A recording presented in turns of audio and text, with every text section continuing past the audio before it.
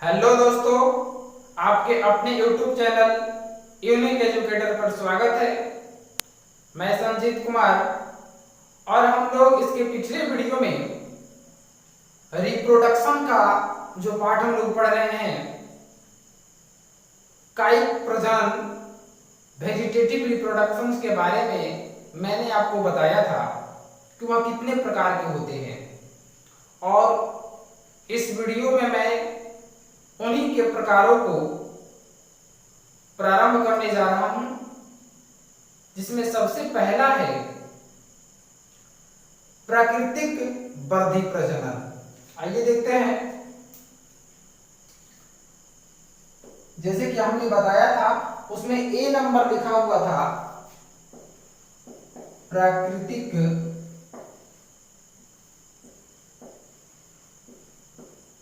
वृद्धि प्रजनन।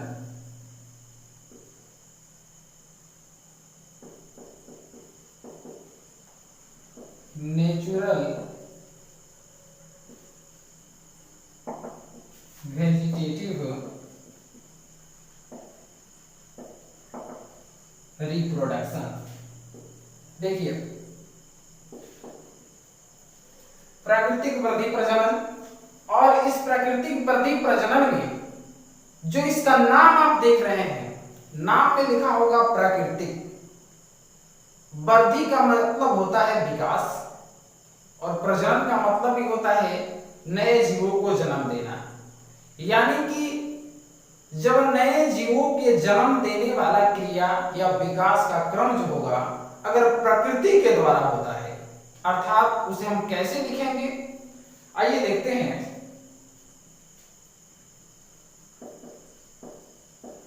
अलैंगिक जन्म का वह भाग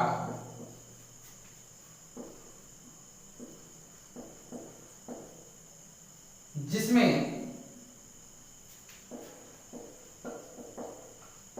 नए जीव का निर्माण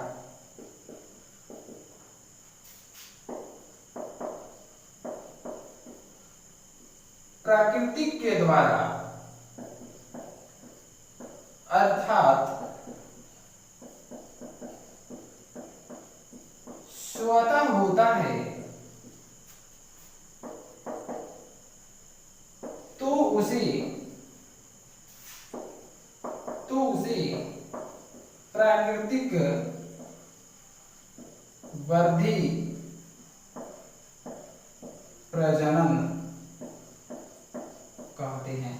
आप देख सकते हैं, यानी कि ये अलैंगिक जन्म का ही भाग है और इसमें ऐसी क्रिया होगा, यानी कि इसमें जब जीव का जन्म होगा तो उसमें प्राकृतिक भाग लेगा, कोई इंसान भाग नहीं लेगा। यानी कि प्राकृतिक रूप से नए जीवों का निर्माण होता है, तो उसे हम लोग प्राकृतिक वृद्धि प्रजनन कहते हैं। देखेंगे, प्राकृतिक प्रजनन जो होता है ये कई प्रकार का होता है। यह निम्न प्रकार का होता है। ये कई प्रकार का होता है।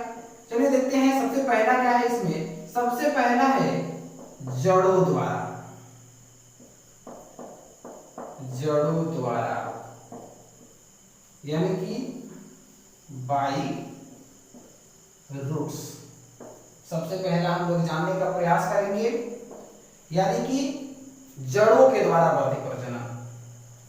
चलिए देखते हैं कि जड़ द्वारा वृद्धि प्रजनन कैसे होता है। इसका सबसे पहले हम लोग डेफिनेशन लिख लेते हैं, उसके बाद मैं आपको समझाने का प्रयास कर रहा हूं। इसका डेफिनेशन होता है वह वृद्धि प्रजनन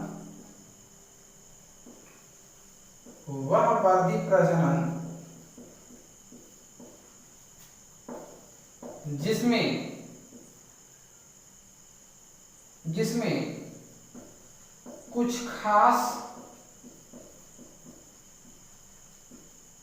पौधे होते हैं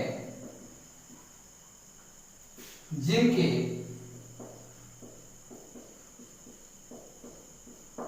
जड़ों पर उप उपस्थानिक कलिकाएं निकलती है,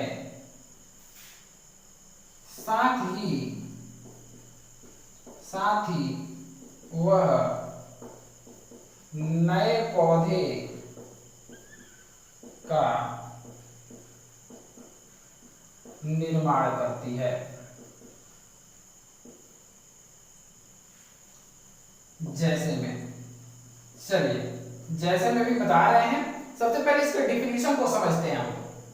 ठीक है, डिफिनीशन कहा जा रहा है, ये तो वर्दी प्रजनन है, हम लोग जान ही रहे हैं। इस वर्दी प्रजनन में बताया जा रहा है कि कुछ खास पौधे होंगे। कैसे पौधे जी? कुछ खास, सभी पौधों को नहीं कहा जा सकता है, कुछ खास पौधे होंगे। और कुछ खास पौधों में प्रजनन की क्रिया कैसे होगा जी? जड़ों द्वारा। और जड़ों द्वारा कैसे होगा? उपस्थानिक कलिकाएं द्वारा। अब समझने का प्रयास करेंगे कि उपस्थानिक किसे कहते हैं। उप का मतलब होता है छोटा, और स्थानिक का मतलब यहां समझेंगे उसी जगह पर। अर्थात अगर हम इसका फिगर बनाएंगे तो समझा सकते हैं। जैसे कि फिगर देखिए, मान लीजिए कि ये कोई पौधा हो गया या कोई जड़ हो गया, पौधा का जड़ हो गया। और जब ये पौधा का जड़ हुआ तो जड़ में मान लेते हैं कि इसमें अगर कहीं पे यहाँ पे नए पौधे का निर्माण हो रहा है, इसमें मान लीजिए कि पत्ते बनने लगे, यहाँ पे जड़ निकलने लगा, तो यही आपका उपस्थानिक। अब कैसे कहेंगे? इसी के जगह पर, इसी के स्थान पर, इसी के हिस्से में कहीं दूसरे जगह पे निकलने लगे, कहीं दूसरे जगह पर मान लीजिए कि छोटा सा एक और निकलने लगे और यहाँ पे जड़ का निर्माण करने लगे, तो उसी को हम लोग उपस्थानिक का नाम देते हैं। यानी कि उपस्थानिक कलिकाएं निकलती है, साथ ही नए पौधे का निर्माण भी करती है। उसी को हम लोग आपका जड़ों द्वारा वर्दी प्रजनन का नाम दिए हैं। और इसमें बहुत सारे पौधे आते हैं, जैसे में शकरकंद,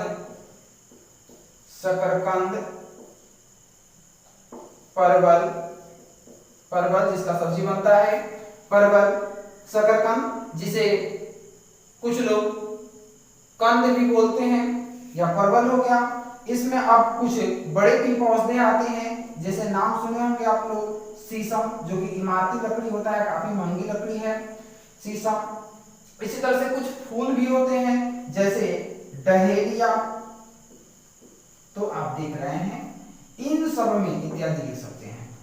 तो इन सब में जो प्रजनन की क्रिया होता है वह जड़ों द्वारा होता है। यानी कि अब हमारे कहने का अर्थ कि यहाँ से एक और निष्कर्ष निकलने वाला है कि जब इनमें जड़ द्वारा वर्दी प्रजनन होता है, अर्थात इनका जो बीज होता है, इनमें जो बीज होते होंगे वे पूर्ण रूप से नए पौधे के विकास के लिए उत्तरदायी नहीं होते हैं, यानी कि नए पौधे का विकास नहीं कर सकते हैं, इसलिए इनकी जड़ों का इस्तेमाल होता है। चलिए देखते हैं कैसे होगा। मान लीजिए कि इसी को समझ लेते हैं कि ये शकरकंद है, शकरकंद है। और शकरकंद आप लोग देखे होंगे, उसको अगर इस तरह से जमीन में डाल दिया जाए या जमीन में रहे तो वहां पे एक जगह से कलिकाएं निकलने लगती है। इसको हम लोग कलिका भी बोल सकते हैं। अगर पहले निकले तो सबसे पहले निकलता है तो इसको कलिका बोला जाता है, और कलिका निकल करके यहाँ से पौधे का निर्माण कर सकता है। फिर से इसी शकरकंद में कहीं दूसरी जगह से भी आपका एक कलिका निकल सकता है और यहाँ से एक पौधे का निर्माण कर सकता है। तो ये था आपका शकरकंद के द्वारा। इसी प्रकार आप शीशम का भी समझ सकते हैं। कैसे शीशम का समझेंगे? देखिए, इसी को मिटा के बताते हैं आपको। जैसे समझिए, मान लीजिए कि एक ये शीशम का बड़ा सा पौधा है, जैसे कि ये बड़ा सा पौधा हो गया, और इस बड़ा सा पौधा में मान लीजिए कि जड़ तो होंगे ही होंगे। अब इस जड़ में मान लीजिए कि कोई जड़ ऐसे फैल रहा है, और फैलने के बाद इसका जड़ कहीं जमीन से सट गया। जैसे ही जमीन से ऊपरी हिस्से से सटेगा, उसके हिस्से के पास से, वहीं से यहाँ से कलिका निकलने लगता है। और जब कलिका निकलता है तो यहाँ से एक छोटे से पौधे का निर्माण करता है, छोटे से पौधे का निर्माण करता है। अब क्या है कि इस छोटे से पौधे का जब निर्माण हो जाता है तो अगर हम चाहें तो यहाँ से काट दें, इस जड़ को काट दें और काट करके यहाँ से मिट्टी को खोद करके इतना दूर पर और इसको ले जा करके कहीं दूसरे जगह पे रोप दिया जाए तो वह नए पौधे का निर्माण हो जाता है। तो इसी तरह से वर्धित प्रजनन कराया जाता है जड़ के द्वारा और ये प्राकृतिक रूप से होता है, इसे इंसान नहीं कराता है, ये स्वयं प्रकृति के द्वारा होता है। आइए हम लोग अब दूसरा भाग जानते हैं कि दूसरा क्या है। कि दूसरा क्या है जी हम लोगों का? दूसरा है पत्तियों द्वारा।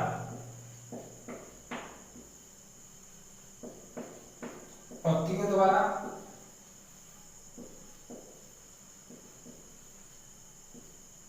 बाइलेट्स। देखिए तो पत्तियों द्वारा भी वर्धित प्रजनन होता है और कहेंगे कि सभी पौधों में होता है तो कभी ऐसा नहीं कहेंगे, सभी पौधों में नहीं होता है, कुछ खास पौधे में होगा हमेशा। जितनी भी हम बातें पढ़ेंगे वो किसी किसी खास पौधे के लिए होगा। आइए उसके बारे में भी हम लोग देखते हैं। जैसे कि क्या बोलेंगे इसको, कुछ पौधों में या कुछ पौधे के पत्तियों के किनारे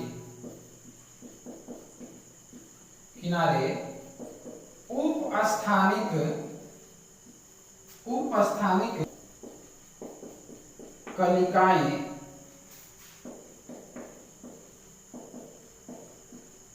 निकलती है जो मातृ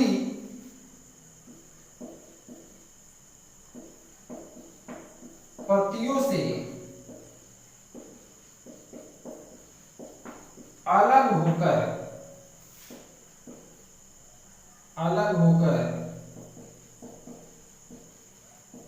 नए पौधे का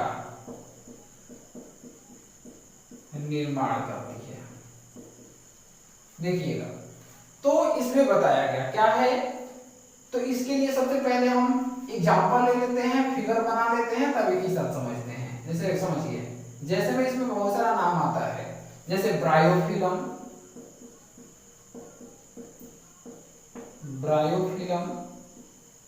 ये पौधा है। उसी तरह से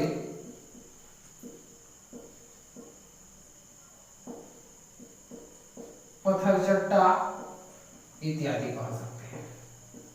देखिए तो इसमें कैसे आखिर वर्धित प्रजनन होता है। एक पत्ता बना लेते हैं सबसे पहले हम।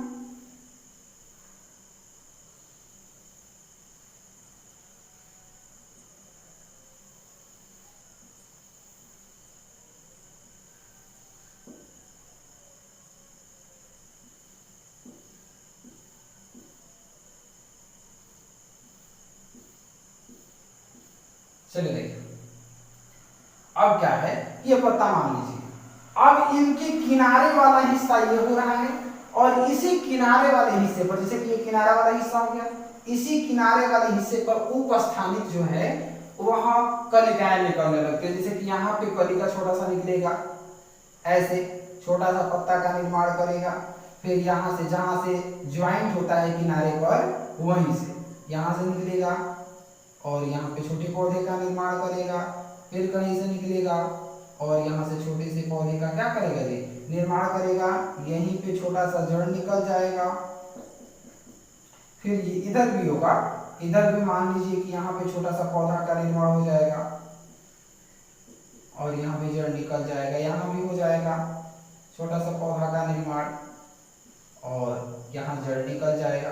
देखिए अब क्या है कि इस पौधे के पत्ते पर कलिकाएं निकलती है और ये कलिकाएं अगर मान लीजिए कि ये तो मातृ कोशिका हो गया ना जी, मातृ पत्ती हो गया, इससे ये अगर टूट करके अलग हो जाता है तो ये नए पौधे का फिर से क्या कर देता है जी, निर्माण कर देता है। तो ये चीज आप, ये तो पत्थरचट्टा आपको सिंपल मिल सकता है, इसे आप देख सकते हैं इस पौधे का। सबसे पहली बात, इस पत्ते के बारे में मैं आपको एक खास बात बता दूं। आजकल के लोगों में एक खास तरह की बीमारी हो रही है जिसको लोग पथरी का नाम कहते हैं, यानी कि आपकी बॉडी में, आपके डाइजेशन सिस्टम में या आपकी किडनी में पत्थर जैसा पार्ट्स बन जाता है, स्टोन बन जाता है, उसके लिए ये काफी कामगार होता है उसको खत्म करने के लिए। इसका नाम भी है पत्थर, और चट्टा का मतलब होता है चट कर जाना, खत्म कर देना, यानी कि पत्थर को खत्म कर देना। तो ये एक ऐसा पौधा है जिसके सेवन से, इसके पत्ते के सेवन से पथरी समाप्त हो जाता है, पथरी खत्म हो जाता है। इसका सेवन आप सॉस बनाकर भी कर सकते हैं, चटनी के रूप में कर सकते हैं, या ऐसे भी खाया जा सकता है, और इस तरह से पथरी का इलाज भी हो सकता है। और साथ साथ में हम लोग अपने तो ये जानकारी प्राप्त कर ही रहे हैं। चलिए, तो इस तरह से हम लोग ये दूसरा भी जान लिए कि पत्तियों द्वारा वृद्धि प्रजनन कैसे होता है। इसमें और भी इसके अतिरिक्त जो भी बातें हैं उसको हम लोग नेक्स्ट वीडियो में पढ़ेंगे। धन्यवाद।